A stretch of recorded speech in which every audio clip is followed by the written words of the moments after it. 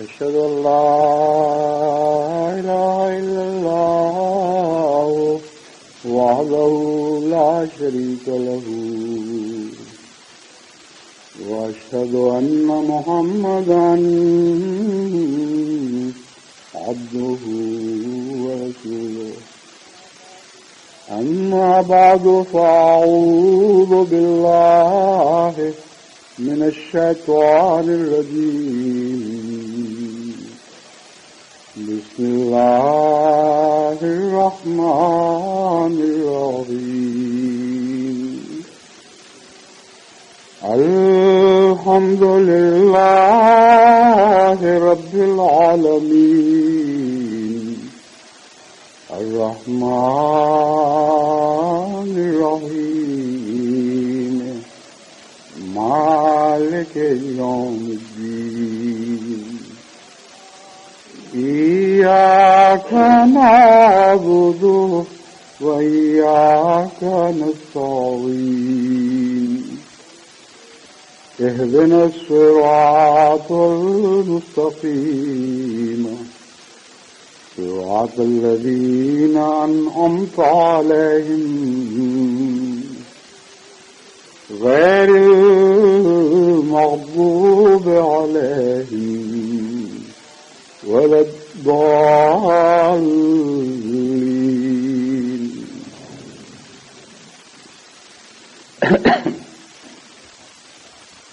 سورہ فاتحہ سے متعلق گزشتہ چند خطبوں میں ذکر چلتا رہا ہے کہ کس طرح یہ نماز کا سلیقہ بھی سکھاتی ہے، عبادت کے گر بتاتی ہے، اللہ تعالیٰ سے تعلق کا ذریعہ بنتی ہے اور پھر بنی نوع انسان سے تعلق کا بھی ذریعہ بنتی ہے۔ اس لیے صورت پر محض سرسری نظر نہیں ڈالنی چاہیے، بلکہ ہر نماز میں پڑھتے وقت بڑے غور سے اس کے مضامین سے گزرنا چاہیے اور انہیں اپنے نفس پر ساتھ ساتھ اطلاق کرتے چلے جانا چاہیے۔ اور سورہ فاتحہ کے آئینے میں اگر انسان اپنی تصویر دیکھنے کی عادت ڈال لے تو اس سے بہتر آرائش کا اور کوئی انتظام نہیں ہو سکتا، اس سے بہتر آرائش کا اور کوئی ذریعہ سوچا نہیں جا سکتا، کیونکہ یہ سب سے سچا آئینہ ہے۔ اس سے بہتر حق کے ساتھ یہ آپ کو آپ کی تصویر، اس سے بہتر حق کے ساتھ آپ کو آپ کی تصویر دکھانے والا اور کوئی آئینہ نہیں۔ اس ضمن میں الحمد کا جو مضمون پہلے بیان ہوتا رہا ہے اس میں نے بڑی وضاحت کے ساتھ جماعت کو یہ سمجھایا تھا کہ ہم کہتے تو یہ ہیں کہ الحمدللہ رب العالمین، یعنی تمام تر حمد کلیتاً ہر قسم کی کامل حمد صرف اللہ ہی کے لیے ہے اور کسی کے لیے نہیں، اور جو حمد کسی کو نصیب ہوتی ہے وہ اللہ ہی کی طرف سے ملتی ہے۔ اس ضمن میں نے دنیا کے روزمرہ کے مشاہدات آپ کے سامنے رکھے اور سمجھایا کہ کہتے تو ہم یہی ہیں، لیکن بالعموم روزمرہ کی زندگی میں خدا کی تخلیق کے حمد میں تو ڈوب جاتے ہیں، لیکن خالق کی حمد کا ہمیں خیال نہیں رہتا۔ پھول سے محبت کریں گے، گلشن سے محبت کریں گے، اچھے مکانوں سے محبت کریں گے، حسن سے محبت کریں گے، خواہ وہ بے جان حسن ہو یا جاندار حسن ہو، روب اور طاقت سے محبت کریں گے، مگر ان کے پیچھے جو ذات جلوہ فرمایا ہے اس کا دھیان روزمرہ کی زندگی میں انسان کو نہیں آتا۔ تو ایسا انسان جب 5 وقت یا اس سے بہت زیادہ مرتبہ ہر نماز میں کئی رکعتوں میں الحمدللہ رب العالمین کا اقرار کرتا ہے اور اس بات کرتا ہے، تو اس بات اور اقرار میں کوئی خاص حقیقت نہیں ہوتی، باوجود اس کے کہ وہ یہ کہنے میں جھوٹ نہیں بول رہا ہوتا، لیکن یہ آواز اس کی روزمرہ کی زندگی کا مظہر نہیں ہے، اس کی روزمرہ کی زندگی کی تصویر نہیں کھینچ رہی۔ اس ضمن میں آج میں خصوصیت کے ساتھ اس طرف متوجہ کرنا چاہتا ہوں، مجھے یاد نہیں کہ پہلے اس مضمون پر تفصیل سے روشنی ڈالی گئی کہ نہیں، کہ خدا تعالیٰ کی حمد کی راہ میں سب سے بڑی روک نفس انسانی کی طرف سے پیدا ہوتی ہے، اور سب سے بڑا بت ہر انسان کے اندر موجود ہے، کیونکہ باہر کی دنیا کی حمد میں انسان غفلت کے نتیجے میں بسا اوقات خالق کی حمد سے غافل ہو جاتا ہے،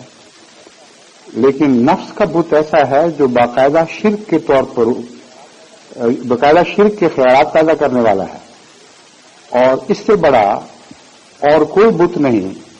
جو خدا کے مقابل پر الوہیت کا دعویٰ کرے۔ اور اگر آپ روزمرہ کی زندگی میں اپنے نفوس کا، اپنی نیتوں کا تجزیہ کریں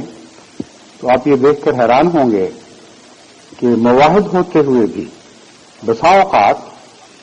آپ جب کہتے ہیں کہ الحمدللہ رب العالمین، کہ تمام تر حمد صرف اللہ ہی کے لیے ہے، تو دل کے گوشے سے ایک آواز اٹھتی ہے، الحمدلی الحمدلی، سب ہم تو میرے لیے ہے اور میرے لیے ہے۔ چنانچہ یہ آواز اگرچہ ہر انسان کو اس طرح سنائی نہیں دیتی کہ وہ اسے محسوس کرے، اس لیے وہ اس آواز کی طرف متوجہ نہیں ہوتا، لیکن فی الحقیقت یہ آواز ہے جو روزمرہ کے تجارب میں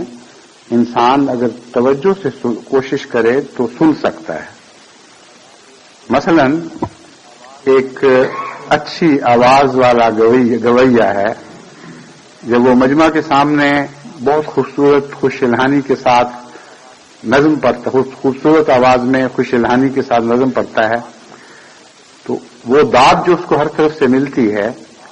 اس کو اپنے نفس میں اس قدر مطمئن کر رہی ہوتی ہے، اس قدر اس کو لذت عطا کر رہی ہوتی ہے کہ اس وقت اس کا خدا خود اس کا نفس بن چکا ہوتا ہے، اور اس کا ذہن اس طرف کبھی نہیں جاتا، یا بس اکثر کہنا چاہیے نہیں جاتا کہ یہ آواز کیسے پیدا ہوئی، کس نے اس کو عطا کی، اس کی ذاتی کوشش کا اس میں کتنا دخل ہے، اور اللہ تعالیٰ کی رحمت اور عطا کا کتنا دخل ہے۔ اگر اس مضمون کی طرف توجہ مبذول ہو تو ہر گویے کی خود اپنی نظر میں کوئی بھی حیثیت باقی نہ رہے۔ ایک خاندان میں پیدا ہونا جس میں اللہ تعالیٰ کی طرف سے اچھا گلا عطا کیا گیا ہو، ایسے ماحول میں پیدا ہونا جہاں آواز کو مزید مانچ کر اور سیکل کر کے زیادہ خوبصورت اور دلکش بنایا جا سکتا ہو، ایسے ذرائع مہیا ہونا، ان بیماریوں سے پاک رہنا جو گلے کو خراب کرتی ہیں اور آواز کو تباہ کر دیتی ہیں، یہ ساری باتیں بھی قابل غور ہیں مگر سطحی ہیں۔ ان سے اور نیچے اتر کر جب آپ صوتی نظام کا مطالعہ کرتے ہیں تو یہ دیکھ کر حیران رہ جاتے ہیں کہ کس طرح ہر انسان کے گلے میں خدا تعالیٰ نے ایک صوتی نظام قائم فرمایا ہوا ہے جو اربوں سال کے عرصے میں ترقی کر کے یہاں تک پہنچا ہے، اور اسے مانجنے اور سیکل کرنے اور اسے چمکانے اور اس کی صلاحیتوں کو مزید اجاگر کرنے میں ہزارہ زندگی کی نسلیں اس سے پہلے اپنے اپنے دور طے کرنے کے بعد ماضی کے حصہ بن گئیں، اور کسی کو علم نہیں کہ ان تجارب میں جو قدرت نے ان کے ساتھ کیے کیا کیا کاروائیاں آواز کے نظام کو مکمل کرنے کے لیے کی گئیں۔ جو جاندار ہمیں آج دکھائی دیتے ہیں ان کی زندگی کا آغاز سے لے کر اب تک کا مطالعہ بھی ہمیں بہت کچھ سبق دیتا ہے، اور انسان یہ دیکھ کر حیران رہ جاتا ہے کہ کس طرح آواز کا آغاز ہوا، حالانکہ اس سے پہلے یہ کائنات بالکل خاموش تھی، زندگی موجود تھی لیکن زندگی کا ایک جز زندگی کے دوسرے جز تک آواز کے ذریعے نہیں پہنچ سکتا تھا۔ یہ مضمون پہلے بھی میں نے بیان کیا ہے اس حد تک، لیکن اب میں اس تعلق میں بتانا چاہتا ہوں کہ ہر وہ شخص جس کو خدا نے اچھی آواز عطا کی ہے، اگر اس کا ذہن ان چیزوں کی طرف کبھی منتقل نہ ہو اور ہمیشہ اپنی ہی تعریف میں ڈوب جایا کرے تو اس کے دل سے ایک بت پیدا ہونا شروع ہو جائے گا جو مزید طاقتور ہوتا چلا جائے گا اور اس کے باقی وجود پر بھی قابض ہو جائے گا، کیونکہ شرک کا بت اپنے دائرے تک محدود نہیں رہا کرتا بلکہ پھیلتا ہے اور بڑھتا ہے اور زیادہ طاقتور ہوتا چلا جاتا ہے۔ اسی طرح ایک اچھا مقرر ہے جب وہ بہت اچھی تقریر کرتا ہے اور داد پاتا ہے، یا ایک اچھا شاعر ہے جسے خدا توفیق دیتا ہے کہ اپنے خیالات کو نہایت لطافت کے ساتھ شعروں کے خوبصورت کوزوں میں بند کر کے دنیا کے سامنے پیش کرے، تو عموماً یہی مضمون دہرایا جاتا ہے جس کا میں پہلے آواز کے سلسلے میں ذکر کر چکا ہوں۔ ایک اچھا مصور ہے، ایک اچھا معلم ہے، ایک اچھا صناع ہے،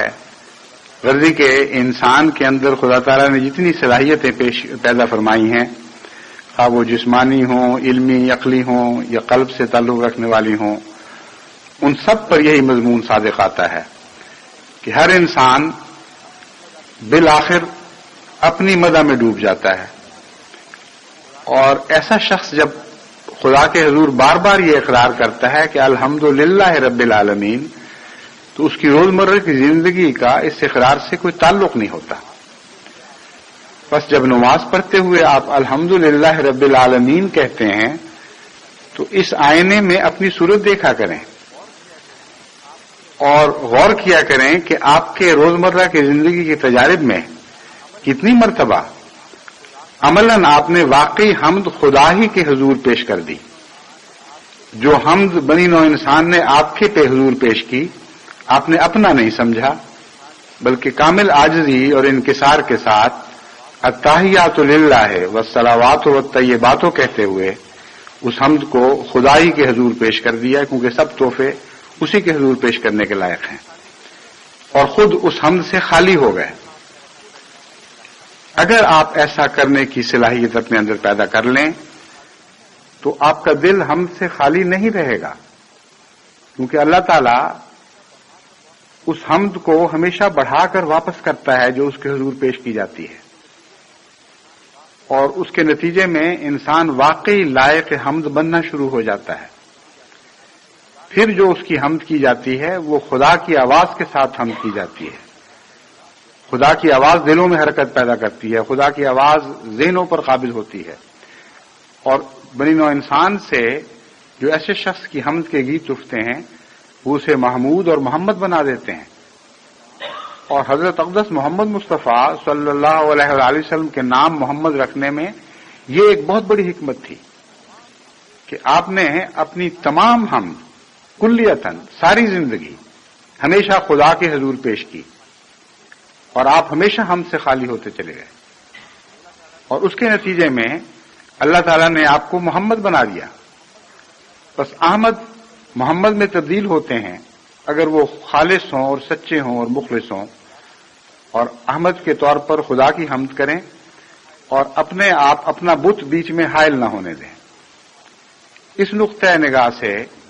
الحمدللہ رب العالمین کا مضمون ایک بہت ہی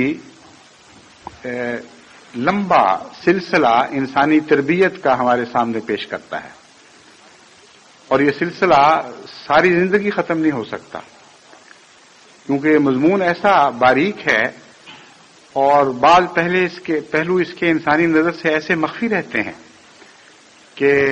ساری زندگی کی محنت درکار ہے اپنے آپ کو اپنی حمد سے پاک کرنے کے لیے، اور اس کے باوجود بھی انسان اس مقام محمود کو حاصل نہیں کر سکتا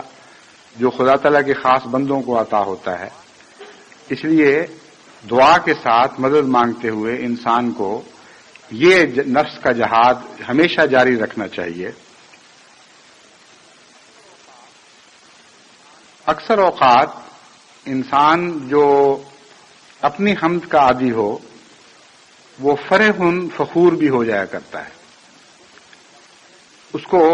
چھوٹی چھوٹی باتوں پر بے حد خوش ہونے کی عادت پڑ جاتی ہے اور تعلی کرنے کی عادت پڑ جاتی ہے۔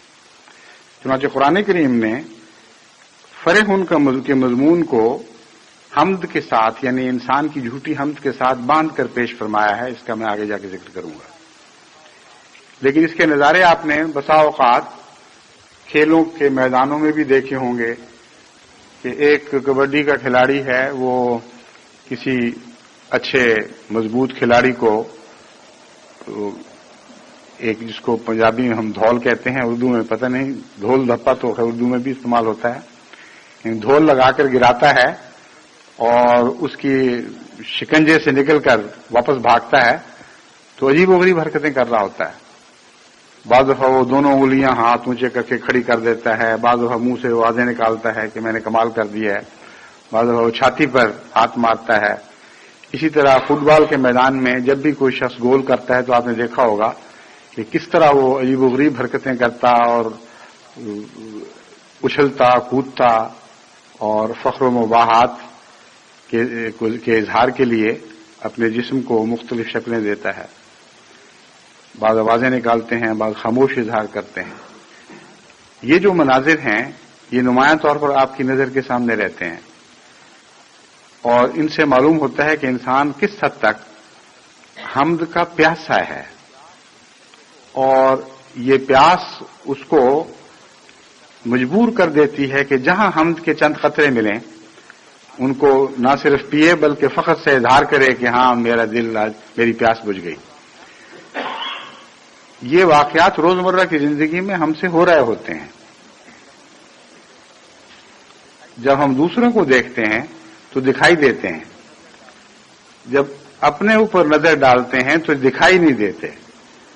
بس اس لیے ضرورت ہے اس مضمون کو خوب کھول کر بیان کرنے کی کہ اپنے اندر حمد چاہنے کا جذبہ اس طرح دکھائی نہیں دے گا جیسے دوسرے کا حمد چاہنے کا جذبہ آپ کو دکھائی دیتا ہے. دوسرے کی تعلی پر آپ کو بعض دفعہ ہنسی بھی آ جاتی ہے، مگر یہ بھول جاتے ہیں کہ یہ تعلی آپ کا نفس روزانہ کرتا ہے اور کرتا چلا جاتا ہے اور کوئی آنکھ اس کو دیکھتی نہیں. قرآن کریم فرماتا ہے کہ جب یہ جذبہ آگے بڑھتا ہے تو پھر ایسی حمد کا بھی انسان طالب ہو جاتا ہے جو ظاہری طور پر بھی اس کو نہیں ملنی چاہیے. یعنی بعض حمد کے قصے تو ہیں جیسے میں نے بیان کیا ہے، اس نے ایک انسان نے اچھا کام ضرور کیا ہے، وہ اچھا کام خود اس کی ذاتی توفیق سے ایسا متعلق نہیں تھا جتنا اللہ تعالی کی بے انتہا عنایات سے تعلق رکھتا تھا. اس کا اس موقع پر اس بات کو بھلا دینا یا یہ اہلیت نہ رکھنا کہ اپنے اچھے فعل کے پیچھے خدا کے ہاتھ دیکھے اور خدا کی تخلیق کے انگنت کرشموں کا ملاحظہ کرے، کا نظارہ کرے،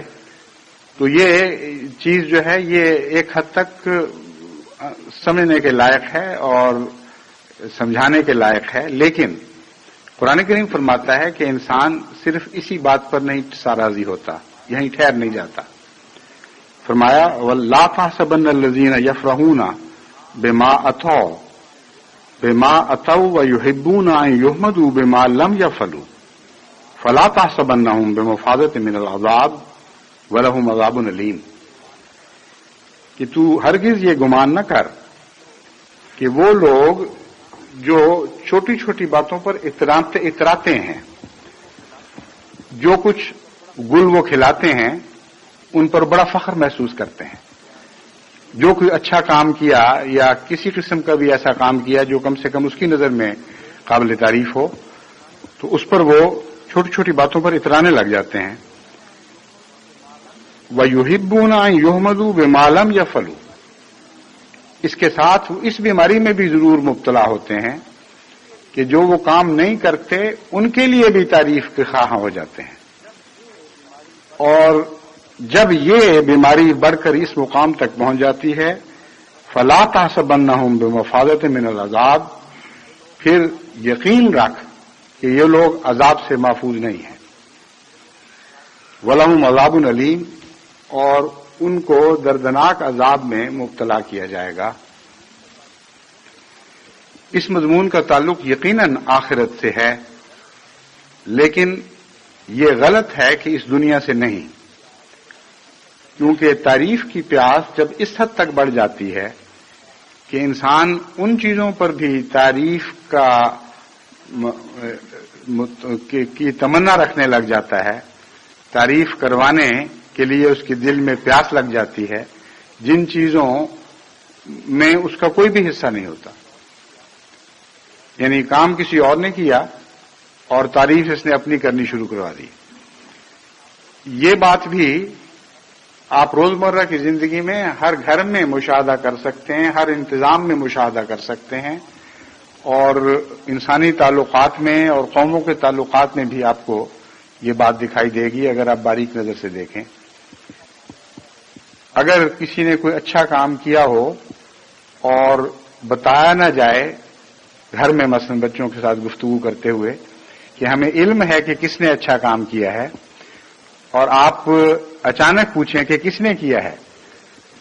تو بے اختیار کئی بچے ہاتھ اونچا کریں گے کہ ہاں ہم نے کیا ہے۔ اگر ان کو یہ یقین ہو جائے کہ پتہ نہیں لگے گا کہ کس نے کیا تھا، پھر تو اکثر بچوں کے اندر یہ رجحان پایا جاتا ہے کہ وہ اس بات میں اپنی تعریف کروائیں جو بات انہوں نے نہیں کی، ان کے بھائی یا کسی بہن نے کی تھی، لیکن چونکہ تعریف ہو رہی ہے اس لیے وہ کہتے ہیں ہم نے کیا ہے۔ اور اگر یہ نہ کوئی کر سکے تو تعریف میں حصہ ڈالنے کی عادت تو اتنی پختہ ہے کہ وہ تو اس سے تو شاید ہی کوئی انسان بری ہو۔ اگر آپ کسی سے پوچھیں بہت اچھا کھانا پکایا ہے، کس نے پکایا ہے، تو اگر گھر کی مالکہ نے پکایا ہوگا تو وہ کہے گی میں نے پکایا ہے، کوئی دوسرا ساتھ بولے گا کہ مسالہ تو میں نے بتایا تھا، ایک تیسرا بتائے گا کہ ترکیب میری تھی، ایک چوتھا کہے گا کہ ڈوئی تو میں پھیرتا رہا ہوں۔ غرضی کے ہر شخص بیچ میں اپنا حصہ ڈالنے کی کوشش کرتا ہے۔ یہ روزمرہ کی چھوٹی چھوٹی باتوں کا مشاہدہ ہے، لیکن یہ آگے جا کر بہت گہری بیماری میں تبدیل ہو جاتا ہے، اور ایسے اشخاص کو بعد ازاں احتمال ہے کہ گہری روحانی بیماریاں لاحق نہ ہو جائیں۔ اس کی تفصیل میں یہاں جانے کی ضرورت نہیں، ہر شخص اپنے زندگی کے واقعات پر غور کر کے یہ جائزہ لے سکتا ہے کہ کس حد تک اس نے اس معاملے میں ٹھوکر کھائی۔ یعنی اس تعریف کی ایک خواہش تو تبھی ہے، اسے اپنے مقام پر رکھنا اور لگام ڈال کر رکھنا یہ ایک الگ مسئلہ ہے، مگر جو واقعہ ہوا ہی نہیں اس ضمن میں جھوٹی تعریف کی تمنا یہ بہت بڑی بیماری ہے، اور یہ شرک کی بدترین قسم بن جاتی ہے۔ اور ایسے لوگ پھر سب سے زیادہ خدا کی تعریف اس سے چھینتے ہیں، اور عمداً ہر کوئی چیز میں اپنے ذمہ بات لگاتے ہیں کہ ہماری طرف سے، ہماری وجہ سے ہوا ہے۔ اور یہ بیماری جب زیادہ باریک ہو جاتی ہے تو عجیب و غریب شکلیں اختیار کرتی ہے۔ میں اس کا ایک نمونہ آپ کے سامنے رکھنا چاہتا ہوں جس سے آپ کو معلوم ہوگا کہ نیک انسان بھی بعض اس قسم کی بیماریوں سے محفوظ نہیں رہتے۔ عام طور پر مواحد ہیں، لیکن بہت سی باتوں میں غلطی کر جاتے ہیں۔ یہ بھی رجحان پایا جاتا ہے کہ اگر خدا کا کوئی فضل ہو تو انسان اپنے اندر وہ نیکی تلاش کرتا ہے کہ کس وجہ سے فضل ہوا ہے۔ ایک خدا نے کوئی خاص احسان کیا تو انسان کہتا ہے اس لیے کہ میں نے غریبوں کی ہمدردی کی تھی۔ خدا نے بہت احسان کیا، شفا بخشی، تو انسان سوچتا ہے کہ اس لیے کیا ہے کہ میں نے فلاں انسان کے ساتھ نیکی کا سلوک کیا تھا۔ اور یہاں تک کہ جب کسی شخص پر خدا کا خاص فضل نازل ہو تو لوگ بھی جو تبصرے کرتے ہیں ان میں اس شخص کی خوبیاں تلاش کر رہے ہوتے ہیں کہ خدا تعالیٰ نے جو اس پر یہ فضل کیا ہے تو یہ بات سنی گئی، اس کی یہ نیکی کام آئی۔ اور روزمرہ کے محاورے میں ہمارے ہاں یہ بات اکثر سننے میں آتی ہے، اس کی تو فلاں نیکی کام آ گئی۔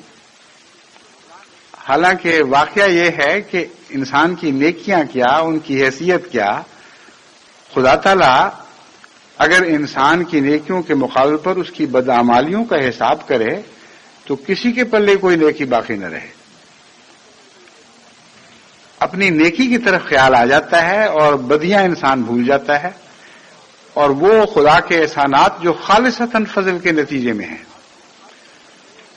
ان احسانات کو اپنی طرف منسوب کرنے لگ جاتا ہے کہ میری کسی خوبی کے نتیجے میں ایسا ہوا۔ لیکن ایک عارف باللہ اس معاملے میں کبھی دھوکہ نہیں کھاتا۔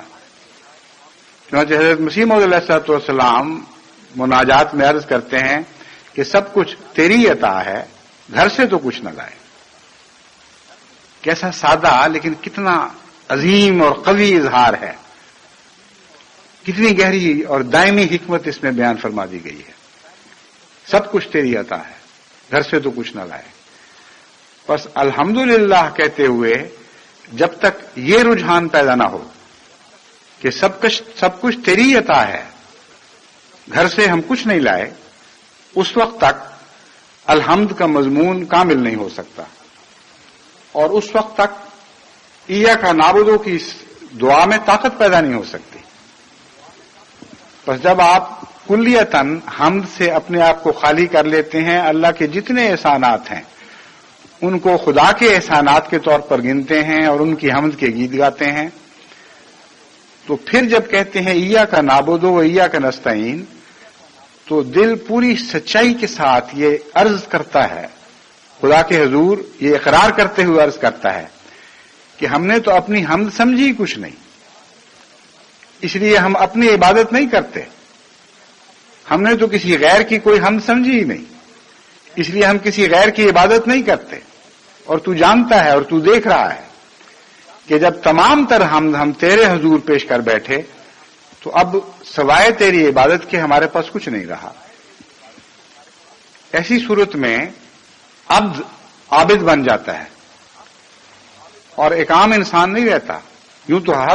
ہر انسان خدا کا بندہ ہے، لیکن سورہ فاتحہ ایک عبد کو عابد میں تبدیل کرتی ہے. تب اس کا یہ حق ہے کہ وہ یہ عرض کرے ایاک نستعین، کہ سب کچھ تیرے خزانے میں جمع ہو گیا، ہمارے پاس تو راہ ہی کچھ نہیں، اس لیے ہم تجھ سے ہی مدد چاہتے ہیں اور تیری مدد کے بغیر ہم کچھ بھی حاصل نہیں کر سکیں گے. اس نستعین میں بہت کچھ شامل ہے. اس نستعین کی دعا میں ہر دعا مانگی جا سکتی ہے اور از خود اس دعا میں حمد کی طلب بھی شامل ہو جاتی ہے. چنانچہ جب انسان ان تمام مراحل سے گزرتا ہے، پھونک پھونک کر قدم رکھتے ہوئے گزرتا ہے، احتیاط کے ساتھ گزرتا ہے، شرک سے اپنے آپ کو کلیتاً پاک کر لیتا ہے اور حقیقت میں اپنا مقام خدا کے حضور سمجھنے لگ جاتا ہے، اس وقت جب ایاک نستعین کہتا ہے تو اس کی کہی و ان کہی ساری دعائیں قبول ہوتی ہیں. اور اس کے بعد پھر جب کہتا ہے اہدنا الصراط المستقیم صراط الذین انعمت علیہم، تو پھر دعائیں ایک نئے مضمون میں داخل ہو جاتی ہیں. انعام والے مضامین ہیں جن کا کوئی سلسلہ، کوئی انتہا نہیں، جن کی کوئی حد نہیں ہے اور ایک جاری سلسلہ ہے. اس ضمن میں یہ یاد رکھیں کہ انعمت علیہم کے مضمون میں ایک پوری تاریخ ہمارے سامنے رکھ دی گئی ہے. چونکہ اس سے پہلے اس بات پر میں گفتگو کر چکا ہوں، اس لیے مزید اسے نہیں چھیڑتا، لیکن انعمت کے 4 مراتب ہیں اور سورہ فاتحہ میں ابتدا میں خدا کی 4 صفات پیش فرمائی گئی ہیں. ان 4 صفات سے جس انسان کا تعلق کامل ہو جائے گا وہ انعمت میں آخری مقام تک پہنچے گا، اور جس حد تک اس کا صفات باری تعالیٰ سے تعلق کمزور ہوگا اسی حد تک انعمت کے علیہم کے گروہ میں اسے نسبتاً ادنا مقام نصیب ہوگا. بس یہ کہنا غلط ہے کہ کوئی مقام ہمیشہ کے لیے بند کر دیا گیا ہے. ہر مقام جاری ہے، لیکن سورہ فاتحہ میں صفات باری تعالیٰ کو جس رنگ میں پیش فرمایا گیا ہے ان صفات کا حضرت صلی اللہ علیہ وآلہ وسلم کے ساتھ ایک گہرا تعلق ہے. جس کامل عبودیت کے ساتھ، جس کامل انکسار کے ساتھ حضرت اقدس محمد رسول اللہ صلی اللہ علیہ وآلہ وسلم نے اپنے نفس کو حمد سے خالی کر کے ربوبیت سے تعلق جوڑا، رحمانیت سے تعلق جوڑا، رحیمیت سے تعلق جوڑا، مالکیت سے تعلق جوڑا، اس کے بعد یہ تعلقات کا معیار بہت بلند ہو چکا ہے. اس لیے آئندہ کے لیے خدا تعالیٰ نے یہ فرض کر دیا کہ من یطع اللہ والرسول فاولئک مع الذین انعم اللہ علیہم. اب ربوبیت، رحمانیت، رحیمیت اور مالکیت سے عام تعلق کام نہیں دے گا. جو اللہ اور اس رسول کی اطاعت کرے گا اور ان اداؤں کے ساتھ خدا سے تعلق باندھے گا جن اداؤں کے ساتھ محمد رسول اللہ صلی اللہ علیہ وآلہ وسلم نے اپنے رب سے تعلق جوڑا ہے، اس کے لیے انعامات کے سب دروازے کھلے ہیں. اور چونکہ یہ مضمون مشکل ہو گیا ہے اور بلند تر ہو گیا ہے، اور ڈیمونسٹریٹر نے جس نے اس مضمون کو اپنی زندگی پر جاری کر کے دکھایا تھا، اس مضمون کو درجہ کمال تک پہنچا دیا ہے، اس لیے آخری مقام تک پہنچنا مشکل تر ہو گیا ہے. لیکن ادنا مقام بھی اس اطاعت کے ایسے ہیں جو گزشتہ انبیاء، گزشتہ زمانے کے اعلی مقامات کے برابر درجہ پانے والے ہیں. چنانچہ حضرت صلی اللہ علیہ وآلہ وسلم نے اس مضمون کو اس طرح کھول کر بیان فرما دیا کہ علماء امتی کا انبیاء بنی اسرائیل. علماء تو نبی نہیں ہیں، لیکن میری امت کے معیار کے لحاظ سے نبی نہیں ہے. جہاں تک گزشتہ امتوں کا تعلق ہے، ان کے نبیوں کے برابر تو میری امت میں تمہیں بہت سے علماء اور ولی اور بزرگ ملیں گے. بس یہ وہ مضمون ہے جس کے پیش نظر انعمت علیہم نے ایک ایسا وسیع دروازہ کھولا ہے اور ایک ایسے راستے پر ہمیں جاری کرنے کی جاری قدم بڑھانے کی دعوت دی ہے جو لامتناہی ہے. اور تمام انبیاء کی گزشتہ تاریخ ہمارے سامنے وہ اکٹھی صورت میں پیش کر دیتا ہے. گویا اس راستے پر مختلف جھنڈے لگے ہوئے ہیں دور تک، اور سب سے آخر پر مقام محمدیت کا جھنڈا ہے، اور مسلسل یہ صلاح عام دے رہا ہے کہ آنا ہے تو یہاں تک آؤ، اور اس سے پہلے رکنے کی کوشش نہ کرو، اس سے پہلے کی تھکن تمہیں مغلوب نہ کر دے. بس اس سفر میں جس مقام پر بھی انسان دم دے وہی مقام انعمت علیہم کا مقام ہے، اور بہت ہی بڑا خوش نصیب ہے جسے محمد رسول اللہ علیہ وسلم کے قدموں تک پہنچنے کی سعادت نصیب ہو جائے. اس کے بعد مغضوب علیہم والضالین کا مضمون شروع ہوتا ہے، اور وہاں بھی یہ بات یاد رکھنے کے لائق ہے کہ مغضوب علیہم کی تشریح میں اگرچہ ہم یہ کہتے ہیں کہ یہود مراد ہیں، اور ضالین کی تشریح میں اگرچہ ہم یہ کہتے ہیں کہ عیسائی مراد ہیں، مگر اللہ کی یہ شان ہے اور سورہ فاتحہ کی فصاحت و بلاغت ہے کہ کسی قوم، کسی مذہب کا نام نہیں لیا. مضمون صرف یہ بیان فرمایا گیا کہ خدا کی مذکورہ 4 بنیادی صفات سے جو شخص کلیتاً تعلق کاٹ لے گا یا اس حد تک کاٹ لے گا کہ خدا کی رحمت سے وہ کاٹا جائے، اسے مغضوب علیہم شمار کیا جائے گا. اور جو شخص کچھ تعلق برقرار رکھے گا لیکن ٹیڑھے رنگ میں اور کجی کے ساتھ، اس کو ضالین کے زمرے میں شمار کیا جائے گا. اس مضمون پر آپ غور کریں تو بہت ہی وسیع تاریخی مطالعہ ہے جو آپ کے سامنے کھلتا ہے. وہ قومیں جو مغضوب ہوئیں، قرآن کریم نے خود بیان فرمایا کہ کیوں مغضوب ہوئیں، کس کس طرح کس کس جگہ انہوں نے خدا کی بنیادی صفات سے اپنا تعلق توڑا، اور بار بار توڑا، ایک دفعہ نہیں. اور کتنے لمبے عفو کے بعد، کتنے لمبے حلم کے بعد بالآخر اللہ تعالیٰ نے انہیں مغضوب قرار دیا. تو اس میں اس مطالعہ سے آپ کو معلوم ہوگا کہ کن چیزوں سے بچنا ہے، اور یہ بھی معلوم ہوگا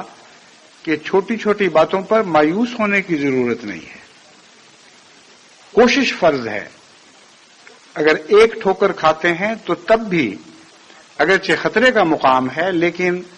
آخری طور پر آپ کو خدا تعالیٰ کی طرف سے ہمیشہ کے لیے مردود نہیں قرار دے دیا گیا. خدا تعالیٰ نے قوموں کو ایک لمبے عرصے کے بعد، جو 1000 سال سے زائد عرصے پر پھیلا پڑا ہے، ان کو مغضوب قرار دیا ان کی بار بار کی غلطیوں کے نتیجے میں اور غلطیوں پر اصرار کے نتیجے میں. بس اس سے جو تصویر ابھرتی ہے وہ یہ ہے کہ آخری سانس تک جینے کی امید تو ہے، لیکن اگر غلطیاں کرتے ہوئے ہم مارے گئے تو ہم مغلوب کی حالت میں مارے جائیں گے. بس ایک طرف تو یہ امید کا پیغام بھی ہے اور دوسری طرف ایک عبرت کا پیغام بھی ہے. اور یاد رکھنے کے لائق بات یہ ہے کہ یہود کو نام سورہ فاتحہ میں کیوں نہیں لیا گیا؟ اس لیے کہ قرآن کریم یہ اعلان کرتا ہے کہ من حیث القوم مغضوب ہونے کے باوجود ان کے اندر آج بھی نیک لوگ موجود ہیں، آج بھی حق پرست لوگ موجود ہیں، آج بھی مواحد موجود ہیں، آج بھی خدا سے محبت کرنے والے موجود ہیں۔ اگر انہیں اسلام کا صحیح پیغام پہنچتا، یہ محمد رسول اللہ صلی اللہ علیہ وسلم کے حسن سے ان کی شناسائی ہوتی تو وہ ضرور اسلام قبول کر لیتے اور محمد رسول اللہ صلی اللہ علیہ وسلم کے غلاموں میں شامل ہو جاتے، مگر اپنے اپنے ماحول میں کٹے ہوئے خدا کی عبادت کرتے ہیں، اس سے پیار کرتے ہیں، اس پر یقین رکھتے ہیں، اس کے لیے قربانیاں دیتے ہیں۔ بس دیکھیے سورہ فاتحہ نے کس حد تک عدل کا حق ادا فرمایا ہے۔ مغضوب کی تاریخ بھی ہمارے سامنے کھول کے رکھ دی، لیکن ساتھ یہ بھی متنبع کر دیا کہ کسی ایک قوم کو ان معنوں میں مغضوب سمجھنا کہ ان میں پھر کوئی نیک آدمی پیدا نہیں ہو سکتا، یہ غلط ہے۔ اس لیے جہاں قومی طور پر مغضوب فرمایا وہاں نام کسی کا نہیں لیا، اور جہاں نام لے کر یہود کو قرآن کریم نے مغضوب قرار دیا وہاں ساتھ ساتھ استثناء کرتا چلا گیا، اور بار بار ہمیں متنبع کیا کہ خبردار من حیث القوم یہود کو مغضوب نہ قرار دے کر ہمیشہ تمام کے تمام کو رد نہ کر دینا، کہ تمام کے تمام کو جہنمی قرار نہ دے دینا۔ اسی طرح من حیث القوم عیسائیوں کو ضال قرار دیتے ہوئے، یعنی گمراہ قرار دیتے ہوئے پوری طرح رد کر کے یہ دعویٰ نہ کر بیٹھنا نعوذ باللہ من ذالک کہ یہ سارے کے سارے نعوذ باللہ جہنمی اور گندے اور خدا سے دور لوگ ہیں۔ بار بار قرآن کریم نے اس بات کا اظہار فرمایا کہ ان میں بھی بہت اچھے لوگ ہیں، ان میں بھی نیک ہیں، اخلاص سے ایمان لانے والے ہیں، اور ہم یقین دلاتے ہیں کہ جب تک یہ اپنے سچائی کے تصور کے مطابق اپنی تعلیمات پر عمل کرتے رہیں گے ان کو کوئی خطرہ نہیں ہے، اور ان کے اجر خدا کے ذمہ ہیں۔ پس سورہ فاتحہ نے جہاں مغضوب اور ضالین کا بغیر قوموں کا نام لیے ذکر فرمایا وہاں اس طرف بھی ہماری توجہ مبذول فرما دی، اور اس میں بھی ہمارے لیے ایک امید کا پیغام ہے کہ اگر ایسی قومیں جو 1000 سال 2000 سال 4000 سال تک بار بار خدا تعالی سے کی ناشکری کرتی رہیں اور اس کی نافرمانی کرتی رہیں اور اس کے بندوں پر ظلم بھی کرتی رہیں، ان میں بھی نیکوں کی گنجائش موجود ہے اور نیکی کی گنجائش موجود ہے، تو محمد مصطفیٰ صلی اللہ علیہ وآلہ وسلم کا لایا ہوا دین جو آخری اور کامل دین ہے، اس سے وابستہ لوگوں کے متعلق یہ کہنا کہ نعوذ باللہ وہ سارے جہنمی ہو گئے، سارے کافر اور بے دین ہو گئے، یہ بہت ہی بڑا ظلم ہوگا۔ بس جماعت احمدیہ کے لیے خصوصیت سے اس پہ سبق ہے۔ حضرت مسیح موعود علیہ الصلوۃ والسلام نے جہاں ایسے لوگوں پر سختی فرمائی ہے جنہوں نے ظلم اور تعدی اور عناد میں ہر حد پھلانگ دی، اور حضرت مسیح موعود علیہ الصلوۃ والسلام کے متعلق نہایت ہی ناپاک اور ظالمانہ رویہ اختیار کیا، وہ زبان محض اس گروہ کے چند لوگوں سے تعلق رکھتی ہے جو فساد اور فتنے اور ظلم میں حد سے زیادہ بڑے ہوئے لوگ تھے۔ عامت المسلمین سے اس کا تعلق نہیں۔ چنانچہ حضرت مسیح موعود علیہ الصلوۃ والسلام نے اس مضمون کو دوسری جگہ خود کھول کر بیان فرمایا ہے، اور فرمایا جہاں تک عام مسلمانوں کا تعلق ہے ان سے بے حد محبت رکھتا ہوں، ان میں صلحاء بھی ہیں، ان میں خدا کے بزرگ بھی ہیں، اور خدا تعالیٰ کی عطا کردہ خبر کے مطابق ان میں بڑے بڑے مرتبہ رکھنے والے لوگ ہیں، صلحاء عرب بھی ہیں اور ابدال الشام بھی ہیں۔ بس جماعت احمدیہ کو سورہ فاتحہ سے یہ انکسار بھی سیکھنا چاہیے، یاد رکھنا چاہیے کہ ہم میں سے ہر شخص کی نجات کی کوئی ضمانت نہیں، کیونکہ ہر قوم میں ایسے استثناء ہوتے ہیں کہ اچھوں میں سے برے لوگ بھی پیدا ہو جاتے ہیں اور بروں سے اچھے لوگ بھی پیدا ہو جاتے ہیں۔ اس لیے نہ انمتا کے مضمون میں کسی قوم کا ذکر فرمایا، نہ مغضوب اور ضالین کے مضمون میں کسی قوم کا ذکر فرمایا، اور اس مضمون کو کھلا رہنے دیا۔ بنیاد یہی ہے اور فیصلے کی کسوٹی یہی ہے کہ ہر وہ شخص اور ہر وہ قوم جو خدا تعالیٰ کی ان 4 صفات سے گہرا تعلق جوڑتی ہے اور اپنے آپ کو دوئی کی ملونی سے پاک کرتی ہے، جن صفات کا سورہ فاتحہ میں تعارف فرمایا گیا ہے، وہ انعمتا علیہم میں شمار ہوگی اگر خدا تعالیٰ کا فضل شامل حال ہو اور واقعتاً وہ اپنے تعلق میں مخلص ہو۔ لیکن ان کے اندر بھی استثناء ہو سکتے ہیں اور ہوتے رہیں گے، اس لیے ہمیں ہمیشہ نگران رہنا چاہیے اور اپنے نفس پر بھی نگران رہنا چاہیے، اور بحیثیت جماعت اپنے بھائیوں، اپنی بہنوں، اپنے بچوں، اپنے مردوں، عورتوں، بوڑھوں اور بچوں سب کے اوپر نگران رہنا چاہیے۔ تو رمضان مبارک میں آپ جہاں دوسری دعائیں کریں گے، وہاں سورہ فاتحہ کو پڑھتے ہوئے ان مضامین کو پیش نظر رکھتے ہوئے اپنی اصلاح کی بھی کوشش کریں، اپنے اندر ایک شعور پیدا کرنے کی کوشش کریں، اپنے شعور کو ہمیشہ بیدار رکھنے کی کوشش کریں۔ وہاں اپنے بھائیوں کے لیے، کمزوروں اور غافلوں کے لیے بھی دعائیں کریں کہ اللہ تعالیٰ سب کے اندر سے ایک باشعور انسان پیدا فرما دے، جو خلق آخر کا آغاز ہوگا۔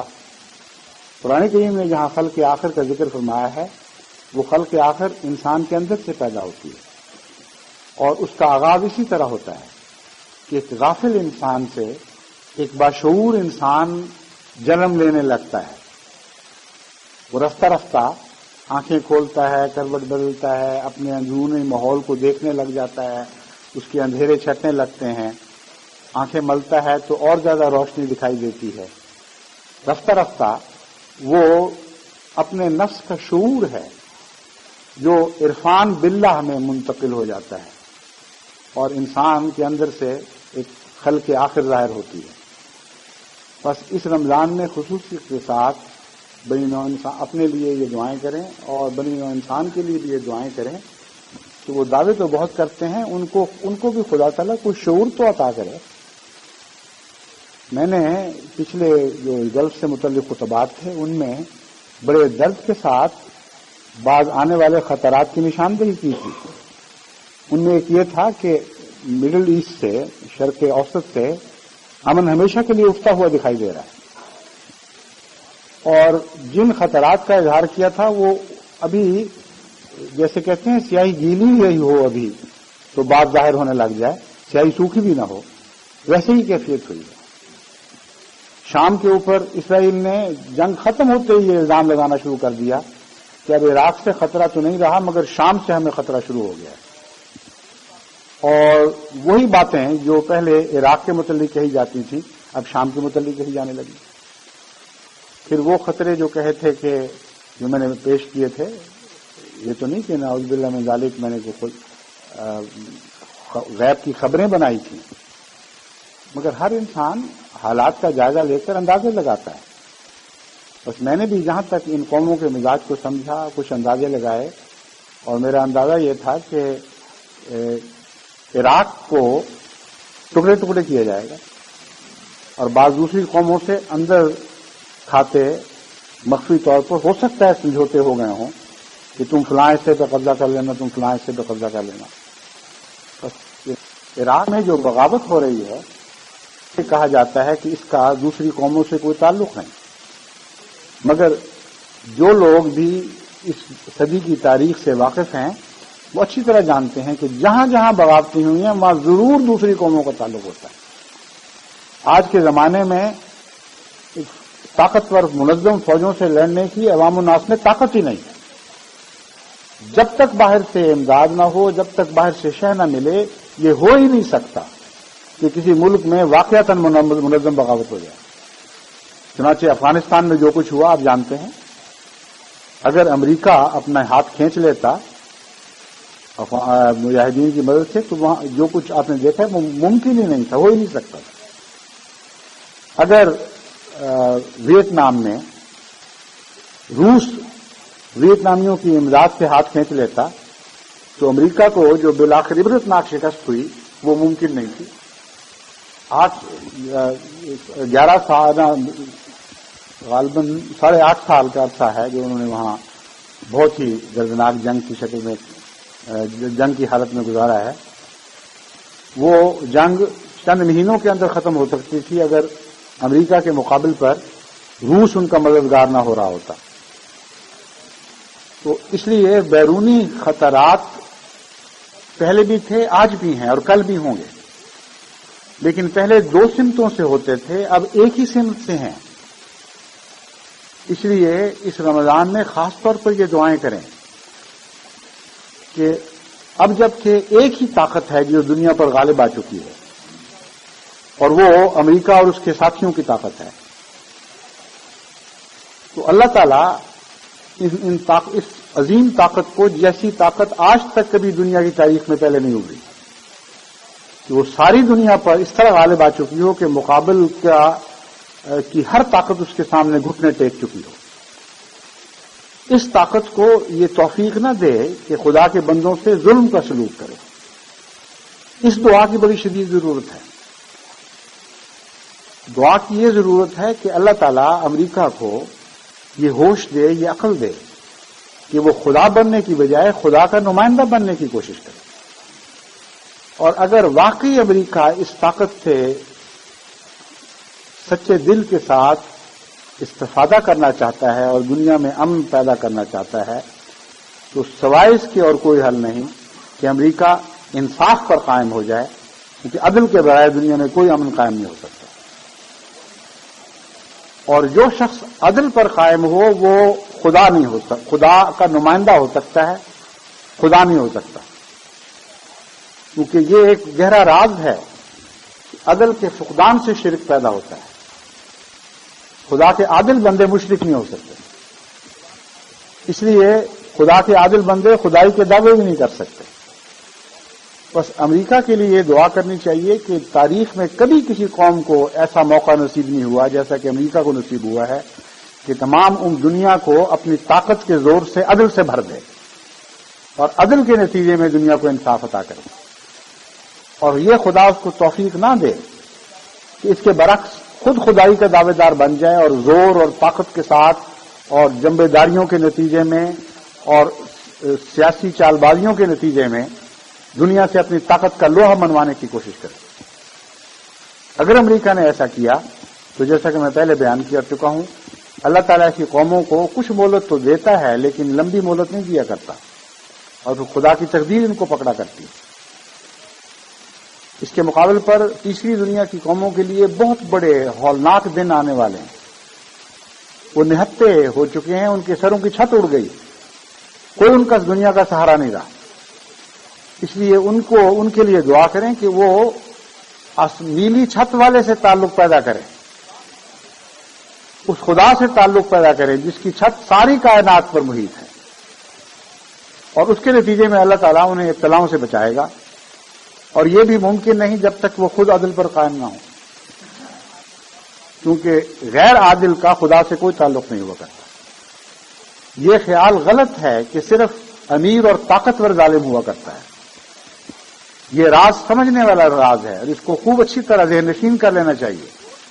کہ غریب اور کمزور بھی ظالم ہو جایا کرتا ہے،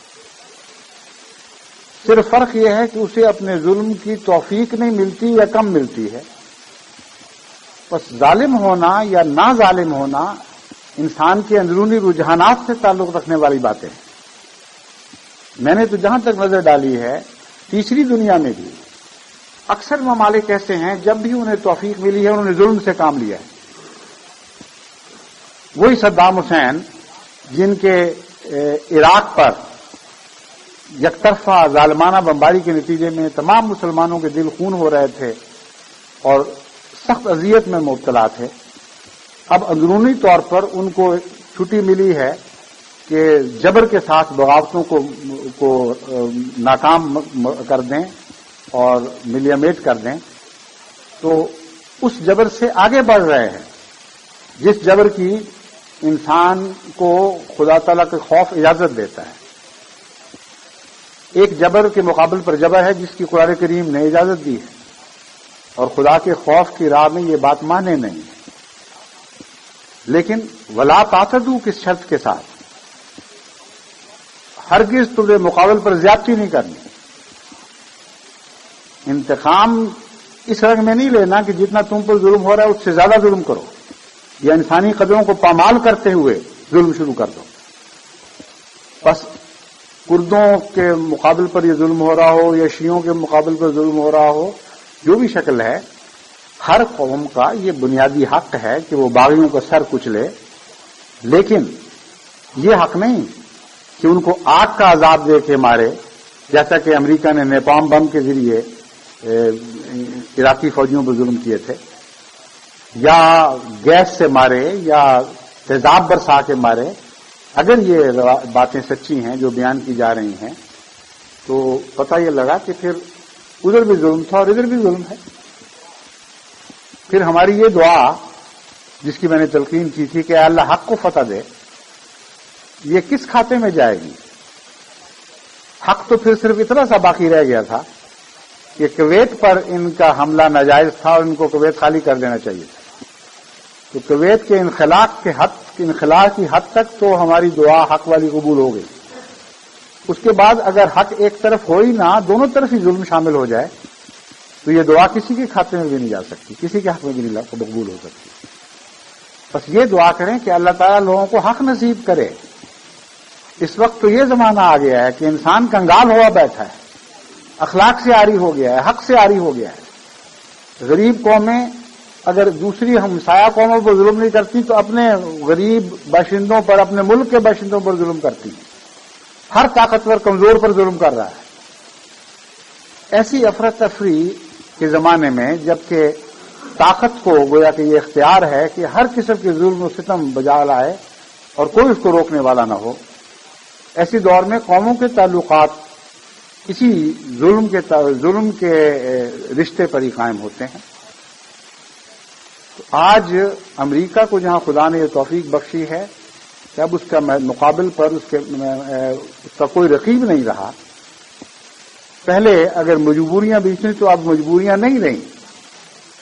اس وجہ سے خدا نے اسے توفیق بخشی ہے کہ وہ بے دھڑک ہو کر دنیا میں انصاف قائم کرنے کی کوشش کرے. تو یہ موقع پھر کبھی شاید ہاتھ نہ آئے. آج اگر پہلے قدم غلط اٹھ گئے تو پھر دوبارہ ان غلط فیصلوں کی درستی ممکن نہیں رہے گی. اس لیے میں جماعت کو خصوصیت سے دعا کی طرف متوجہ کرتا ہوں کہ اللہ تعالیٰ ہی ہے جو امریکہ کی قوم کو اس عظیم تاریخی سعادت حاصل کرنے کے بعد کہ وہ دنیا کی سب سے بڑی طاقتور قوم بن کے ابھری ہے، یہ سعادت عطا کرے کہ اس طاقت کو بنی نوع انسان اور خود اپنے عاقبت کے خلاف استعمال نہ کرے بلکہ انصاف قائم کرنے کی کوشش کرے.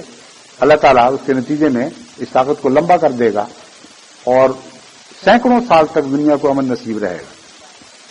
لیکن آثار ایسے ظاہر ہو رہے ہیں جن سے مجھے خطرہ ہے کہ شاید یہ نہ ہو سکے. بس دوسری صورت میں تیسری دنیا کے لیے دعا کریں، کمزور ملکوں کے لیے دعا کریں کہ اللہ تعالیٰ ان کے دل میں انصاف پیدا کرے، ان کے دل میں رحم پیدا کرے، ان کو اپنی اخلاقی تعمیر نو کی توفیق بخشے. کیونکہ طاقتور قوم کا طاقت سے مقابلہ نہیں ہو سکتا، لیکن طاقتور قوموں کا اعلی اخلاق کے ساتھ ضرور مقابلہ ہو سکتا ہے. یہ راز ہے جو قرآن کریم نے ہمیں سمجھایا ہے. بس اگر کوئی قوم اخلاقی لحاظ سے مضبوط ہو جائے اور اپنے نوک پلس درست کر لے اور اپنے اندر توازن پیدا کر لے اور حرص و ہوا سے باز آ جائے اور قناعت کی زندگی بسر کرنا سیکھ جائے اور غربت میں ہی اپنی غریبانہ جنت بنانے کی اہلیت پیدا کر لے، تو ایسی قوم پر کوئی دنیا کی طاقت حکومت نہیں کر سکتی. اعلی اخلاق سے بڑھ کر انسان کا کوئی دفاع نہیں.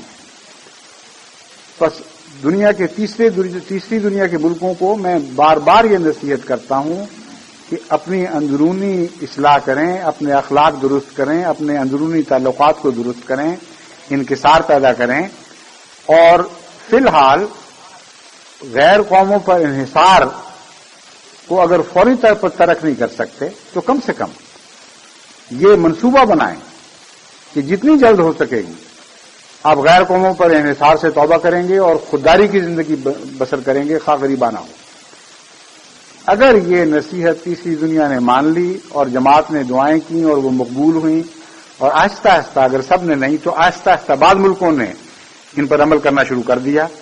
تو پھر ہم یہ یقین کر سکیں گے کہ اگر طاقتوروں نے غلطی کی تو پھر بھی اتنا بڑا نقصان اس کا بنی نوع انسان کو نہیں پہنچے گا، کیونکہ کمزور اپنی اصلاح کے ذریعے ان غلطیوں کے زد سے بچتے چلے جائیں گے اور اپنا دفاع وہ خود تیار کر لیں گے۔ اگر یہ نہ ہوا تو آپ دیکھیں گے کہ جگہ جگہ جنگیں ہوں گی، غریب قوموں سے لڑیں گی، امیر قوموں سے ہتھیار خریدیں گی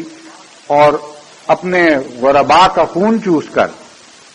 اپنے ساتھی غرباء کا خون بہانے کے انتظامات کرے گی۔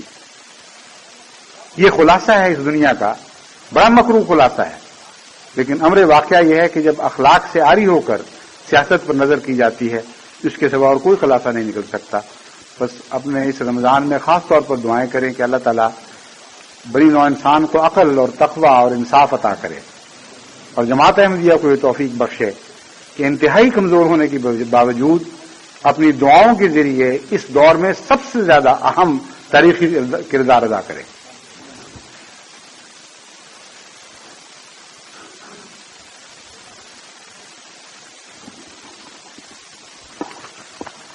الحمد لله نحمده ونستعينه ونستغفره ونؤمن به ونتوكل عليه